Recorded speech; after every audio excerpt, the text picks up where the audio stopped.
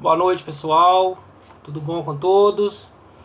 Então, vamos dar então prosseguimento, né? Continuando aí a nossa disciplina de Cirúrgica 2. Perfeito? Quem assistiu à última aula, né? Talvez se recorda ou lembra, o último assunto que eu falei foi sobre medicações pré-anestésicas, né? Foi até uma questão que caiu na atividade valendo ponto. Qual que é a diferença da medicação pré-anestésica para a anestesia, né? Sabemos que existem diferenças. A medicação pré-anestésica, nem todos precisarão dela, né? É uma medicação, é um SOS, podemos dizer, né? Primeiramente, ela é feita via oral, né? Para pessoas principalmente com quadro de insegurança, medo, angústia, ansiedade, né, intranquilidade por questão da cirurgia. Na verdade, é um grupo, né, de pessoas que precisam da medicação pré-anestésica antes de receber a anestesia lá no bloco cirúrgico. Tanto, né, por sedação, RAC, PERI, que vocês viram essas anestesias comigo em cirúrgica 1. E a gente está fazendo aí, né, um feedback sobre as medicações pré-anestésicas e as medicações anestésicas, né? Jamais, né, as medicações pré-anestésicas elas irão substituir as anestesias. Só em casos de pessoas que apresentam medo, ansiedade, intranquilidade, insegurança, palpitação, sudorese, insônia, que aí o anestesista ele vai, né, prescrever uma medicação para tranquilizar, para relaxar, para este ou esta paciente ficar tranquilo para a cirurgia do dia seguinte, né? Um midazolam, um alprazolam, né? Um lexotan, um dormonidezinho, via oral, ou seja, qualquer ansiolítico, hipnótico, um psicotrópicozinho, se for o caso, né, um diazepamzinho, para dar tranquilidade para que este paciente tenha um sono tranquilo e para que no dia da cirurgia ocorra tudo bem. E aí, pessoal, passando de assunto, lá na página 16 da nossa literatura, né, fala-se sobre registros. Na verdade, registros todo paciente que dá entrada no hospital, ele tem um registro, né? Se eu entrar no hospital 3 vezes durante uma semana, eu terei 3 registros. Então, na verdade, o registro é o número que vai ser criado para este paciente. Futuramente, queira eu a cópia, né, o resgate dos atendimentos que eu obtive para qualquer tipo de situação, lá no arquivo, né, do Hospital X, por exemplo, vai estar lá todo o meu atendimento. E neste meu atendimento vai estar lá o registro, né? Por exemplo, 28, 26, 30. Né? Seja pelo convênio, seja pelo particular, de qualquer forma, o registro ele é feito quando o paciente dá a sua entrada no hospital. Seja para observação, seja para internação, né? E assim por diante. Perfeito? E o transporte ao paciente ao centro cirúrgico, que é um outro assunto importante. Todo hospital tem maqueiro? Não, não tem. E naquele hospital que não tem maqueiro, quem que leva o paciente para o bloco cirúrgico? Podemos dizer que pode ser o enfermeiro, podemos dizer que pode ser o técnico em enfermagem, podemos dizer que pode ser o auxiliar, podemos dizer que pode ser até o estagiário em enfermagem, quando cria-se, né, uma segurança com relação a isso. Sempre falo que nós não podemos parar com o paciente em corredores, nós não podemos parar com o paciente expondo o paciente, mesmo ele estando com cobertor, com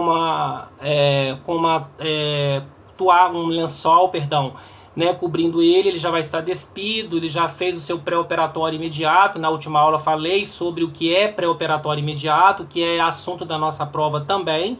Então, eu não posso parar com esse paciente. Esse paciente, qual que é o destino dele? Bloco cirúrgico, centro cirúrgico. Igual fala na literatura, o paciente é transferido para a sala pré-operatória, né, transportar ao centro cirúrgico, na maca previamente preparada. O que significa isso? Eu tenho o paciente, busco ele na clínica, na enfermaria clínica, encaminho esse paciente já para o bloco cirúrgico. Do bloco cirúrgico ele é encaminhado para a RPA, para recuperação pós-anestésica. Todos irão para a RPA?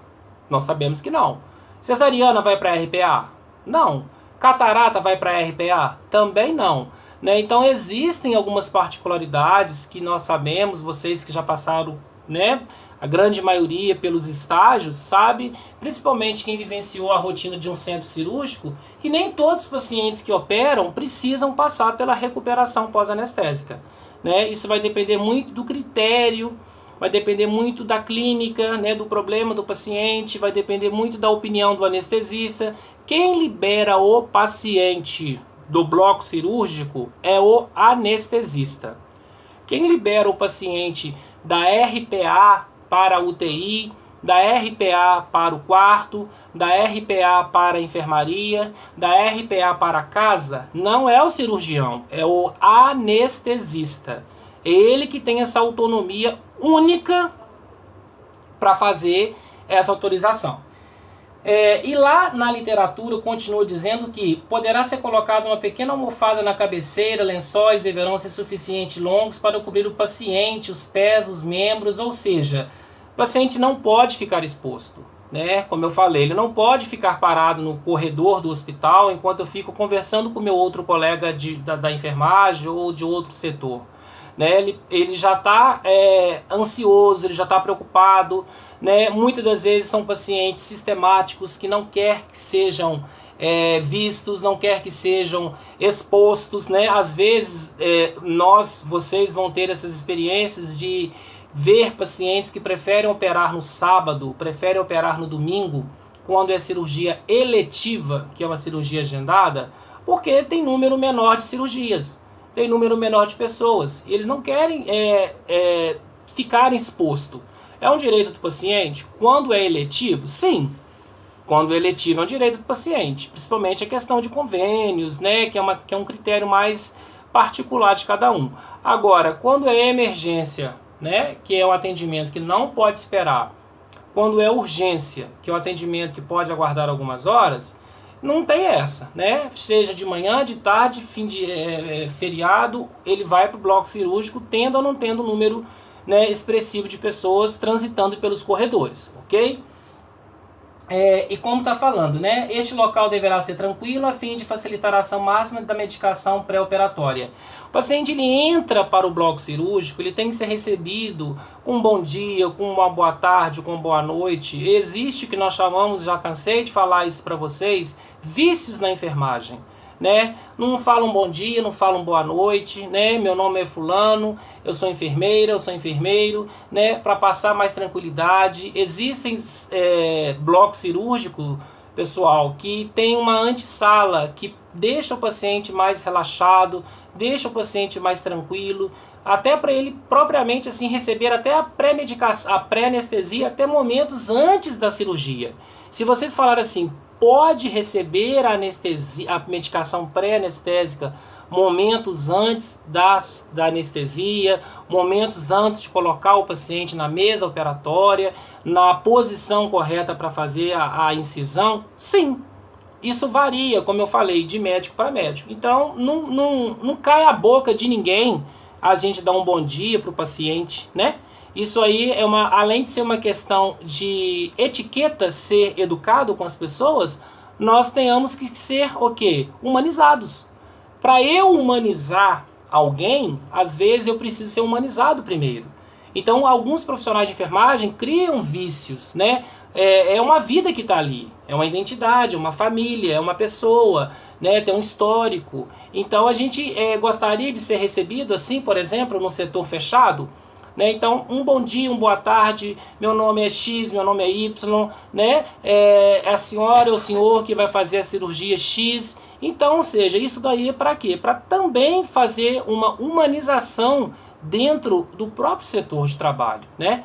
A gente muitas das vezes precisa ser humanizado em vez de humanizar, né? E a enfermagem tem que quebrar essa questão, né? Um paradigma aí de alguns vícios que como eu falo, Maria vai com as outras. Tem colegas de enfermagem que pensam que o hospital é dele, que o centro cirúrgico é dele, né? Que o setor é dele, que ele que dá as ordens, né? Por quê? Porque criou vícios dentro da enfermagem. Isso não leva a nada a ninguém. O paciente não deve ouvir ruídos indesejáveis ou conversações que possam ser interpretadas erroneamente. Pessoal, isso é muito importante. O paciente ele já está carente, o paciente ele já está intranquilo. Então, qualquer tipo de comentário que façamos dentro do centro cirúrgico, dentro da cirurgia, ou dentro da RPA, ou paciente na antessala, ele pode interpretar que estejamos falando dele. Então, qualquer tipo de palavra mal pronunciada, qualquer tipo de assunto desnecessário, diretamente ligado a outro colega, o próprio paciente ele entende. Um olhar diferenciado que a gente faz para o paciente é inteligente. O paciente ele sabe quando você olha para ele e quando você repara ele.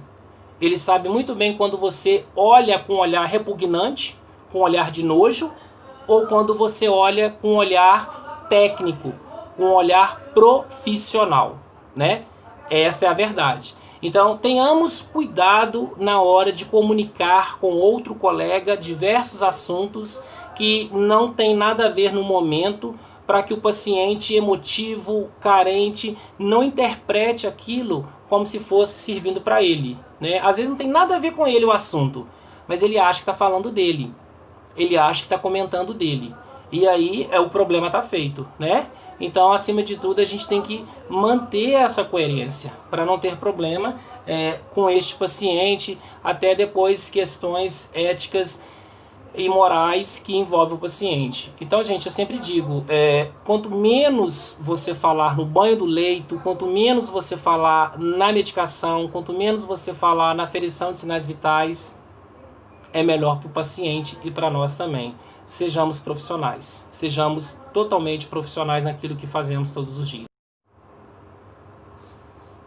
Então, pessoal, desculpa, essa comunicação com o paciente, essa comunicação profissional de enfermagem com o profissional de enfermagem tem que ter muito cuidado, tem que ter muito zelo. A gente tem que prestar atenção e nos policiar sempre quando a gente for falar algo perto do meu paciente, para que ele não interprete que eu esteja, por exemplo, falando dele, né?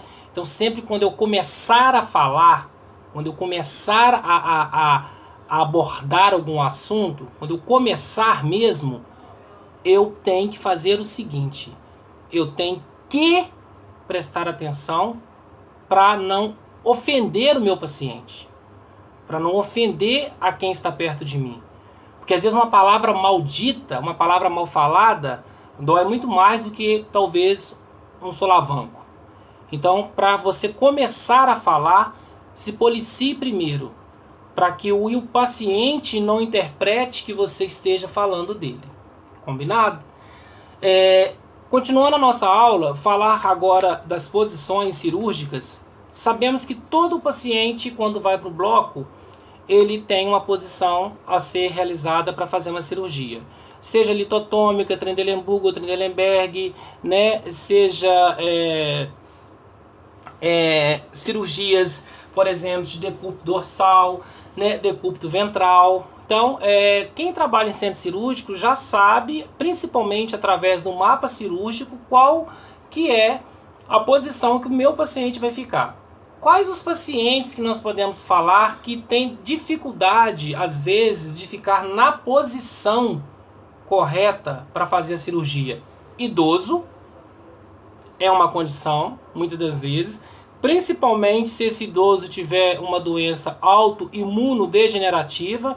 Exemplo, professor, Parkinson, Alzheimer, né? Crianças também, a gente vai ter um pequeno problema de colocar essas crianças na posição para fazer a cirurgia.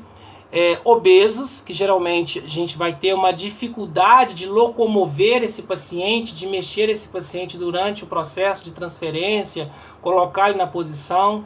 E pessoas caquéticas também, principalmente por questões de risco, que essa pessoa possa vir a ter, né? E aí, gente, na verdade, o que acontece? O profissional, né, o circulante de sala que está no bloco, ele teoricamente ele já sabe qual a cirurgia, claro, né, e qual a posição que esse paciente vai ficar. Existem duas condições. Muitas das vezes o anestesista prefere colocar o paciente na posição para depois anestesiar, ou ele anestesia para depois colocar na posição. Por que isso? Quando ele coloca o paciente na posição antes de anestesiar, para o paciente ajudar. Porque pode ser um paciente obeso, pode ser um paciente com diminuição da acuidade auditiva, pode ser um paciente que não sabe interpretar a linguagem às vezes. Então, são situações, paciente com doenças autoimunodegenerativas, doenças neurológicas. Então, é perceptível que às vezes o médico ele coloca esse paciente na posição e depois anestesia, para ver se ele ajuda um pouco, né? Principalmente o obeso, né? A anestesiar e colocar o paciente na posição para fazer a cirurgia, dependendo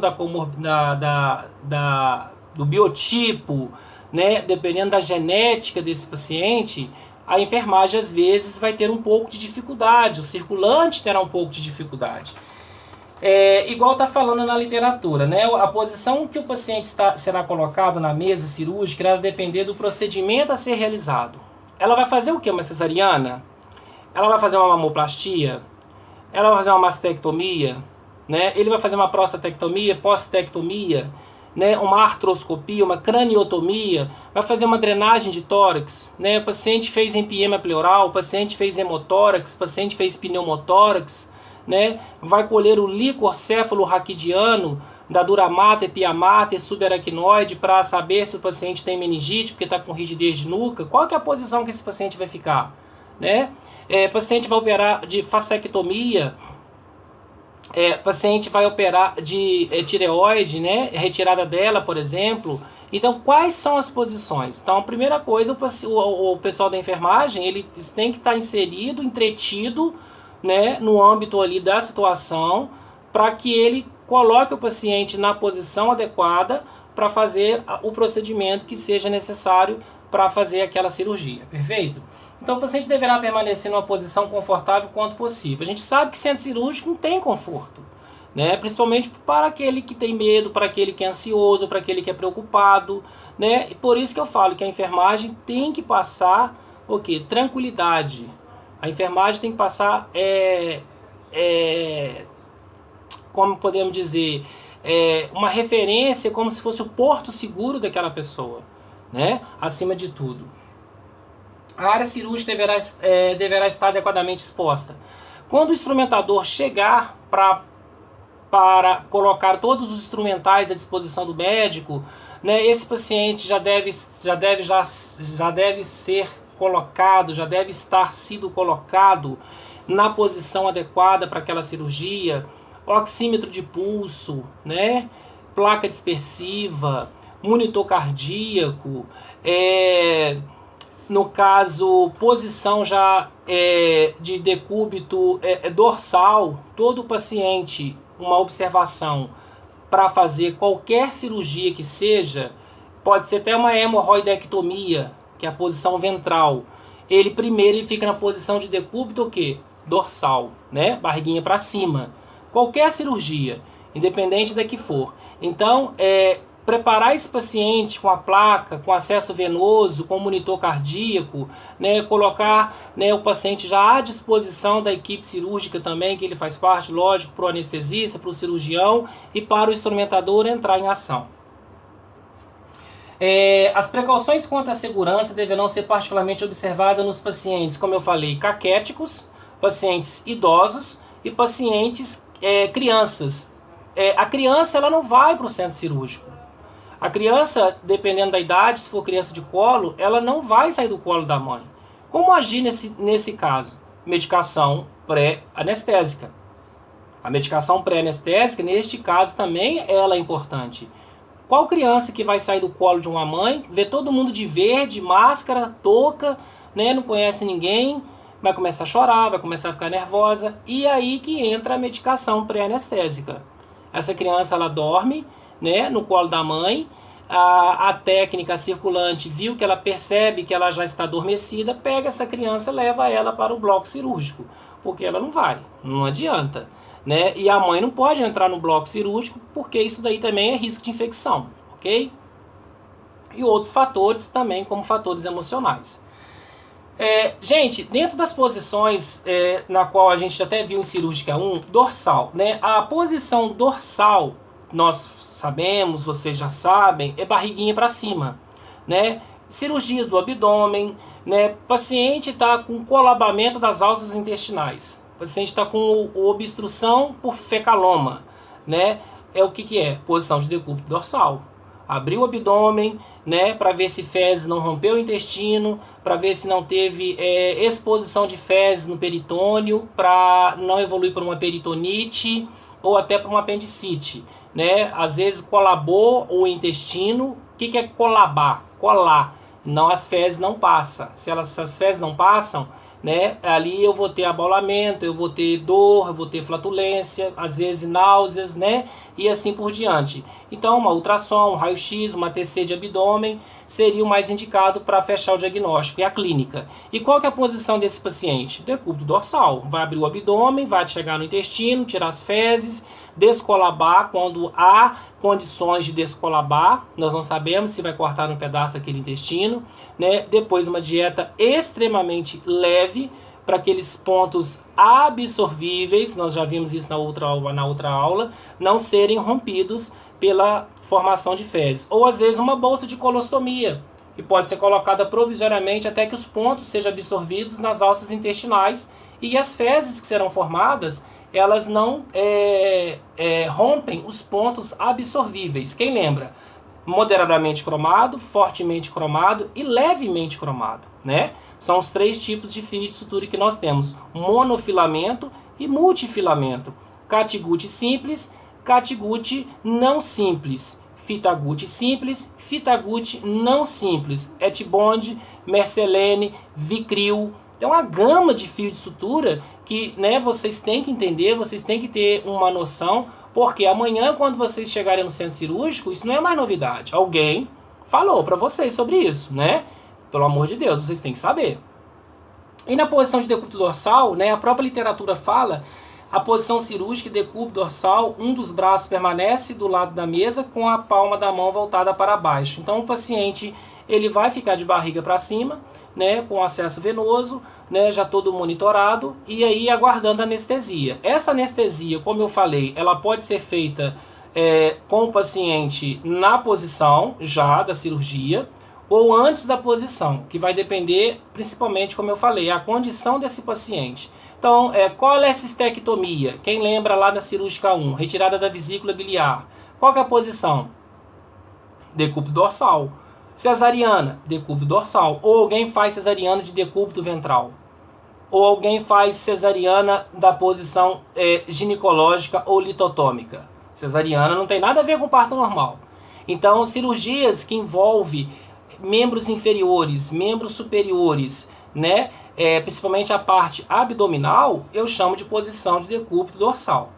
E a Trendelenburg ou Trendelenburgo são pacientes que são elevados, né, podemos dizer, um pouco mais os seus membros inferiores, né, e rebaixado, né, um pouco menos os seus membros superiores, principalmente cirurgias de cabeça e pescoço, para que o paciente tenha mais conforto e para que o médico tenha mais condições, comodidade e praticidade para fazer uma cirurgia que ele consiga fazer com sucesso.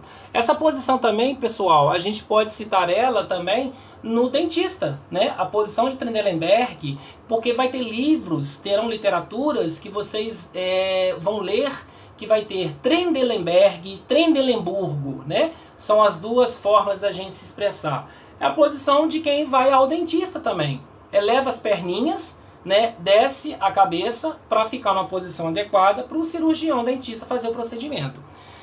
E aí nós temos a posição litotomia, né? é a posição de quê? Da ginecologia, é a posição do parto normal, é a posição do preventivo, é a posição do toque vaginal, é a posição da cirurgia de fístula anal, é a posição, né, da cirurgia, desculpa, da varicocele, às vezes, da hidrocele. O que é uma hidrocele? Presença de líquido na bolsa escrotal, né? Hidro vem de água. Varicocele, dilatação das varizes, dilatação das veias na bolsa escrotal. Prostatectomia, retirada da próstata, né? Ou fazer uma raspagem da próstata. Então, a posição que o paciente fica é a posição de decúbito, é na posição ginecológica ou litotômica, correto?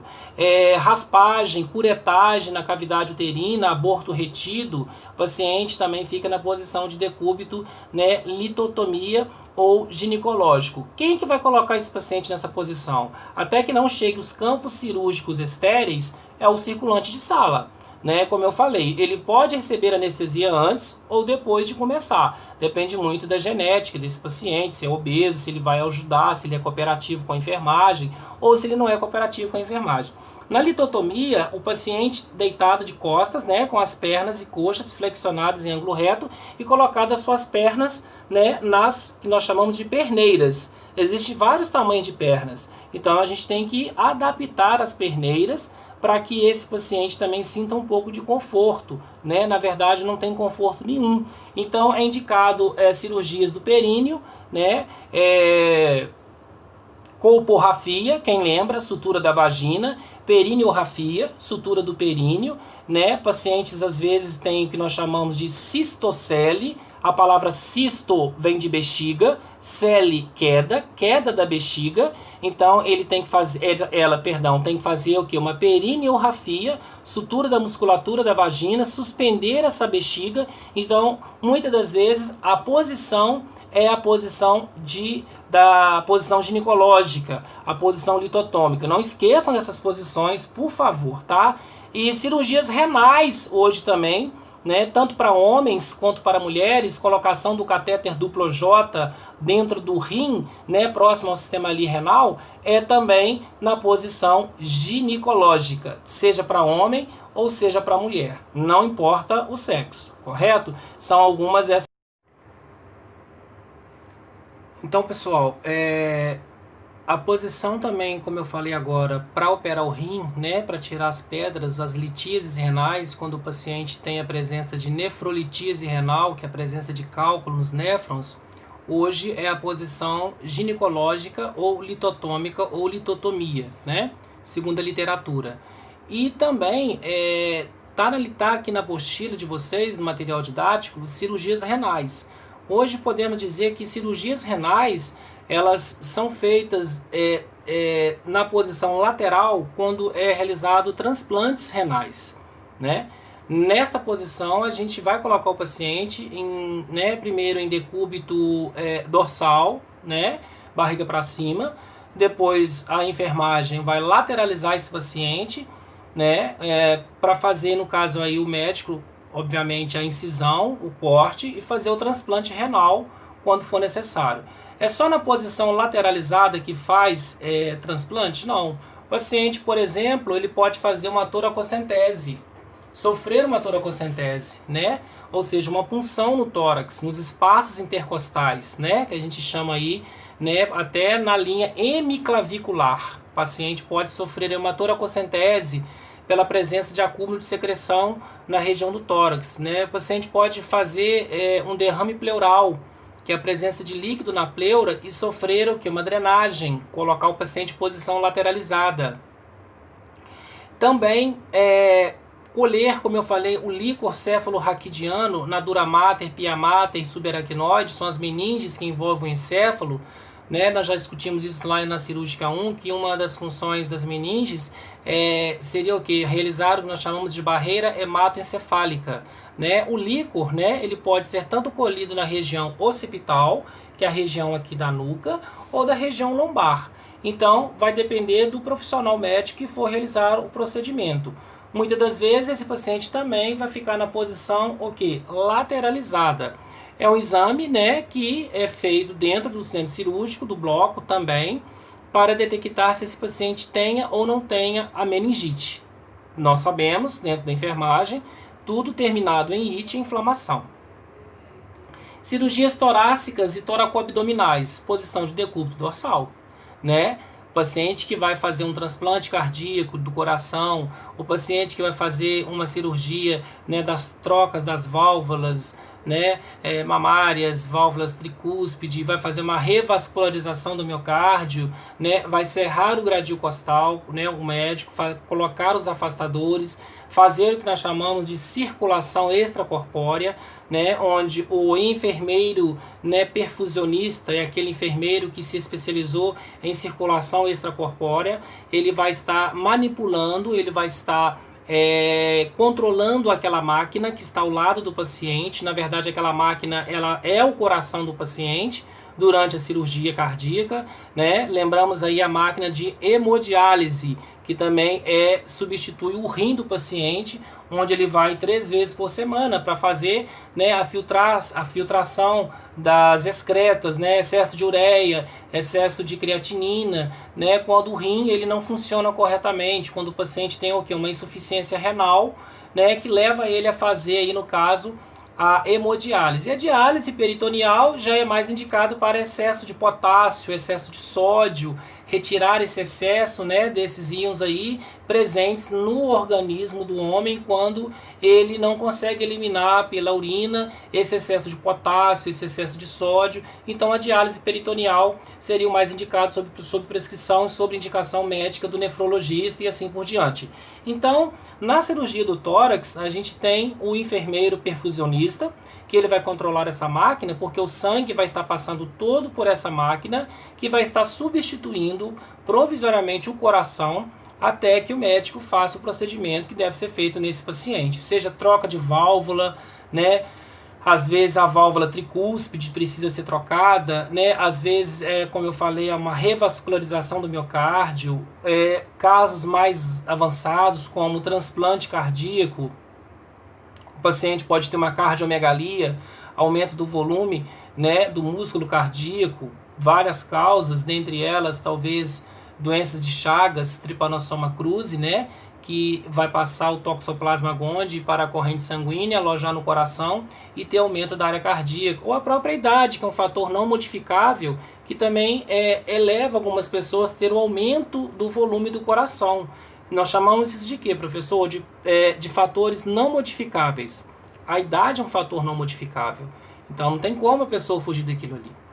E aí, turma, cirurgia do pescoço, né? Cirurgia no pescoço, a posição é de decúbito dorsal, né?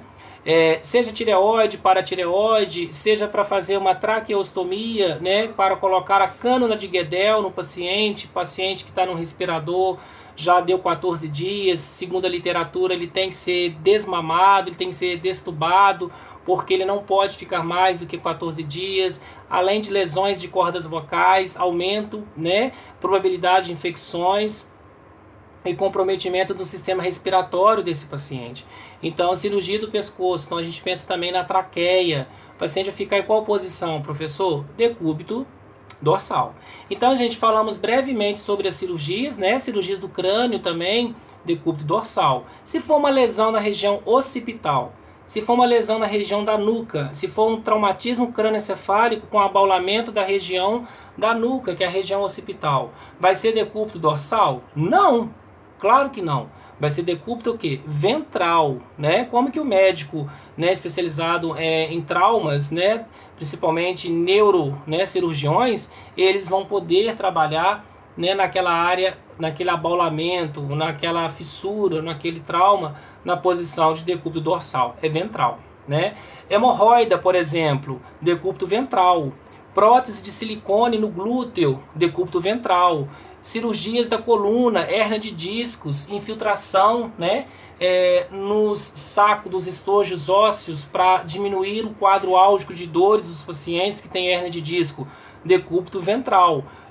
Cirurgia da escápula, né, fraturou a escápula, algo nesse sentido, decúbito ventral. Então, existem várias cirurgias, o músculo gastrocnêmio, né, que é o músculo da perna, a panturrilha, né, seja qualquer tipo de cirurgia relacionada a essa parte da musculatura, decúbito ventral, né? E aí, turma, falando agora sobre período transoperatório, nós podemos dizer que é o período que o paciente fica durante a cirurgia, né? É esse período que a enfermagem, ela anota os gastos, ela anota um monitor, ela repõe, né, o que for preciso repor, né, durante a cirurgia, observa toda a cirurgia, fica atenta a qualquer tipo de intercorrência para que ela tome todas as devidas providências. O que a literatura fala para nós? Que o circulante organiza a sala de cirurgia, atende às necessidades, né, assim, dando segurança para o paciente mediante controle das atividades e situação do ambiente. Entrada e saída de pessoas não é permitido toda hora.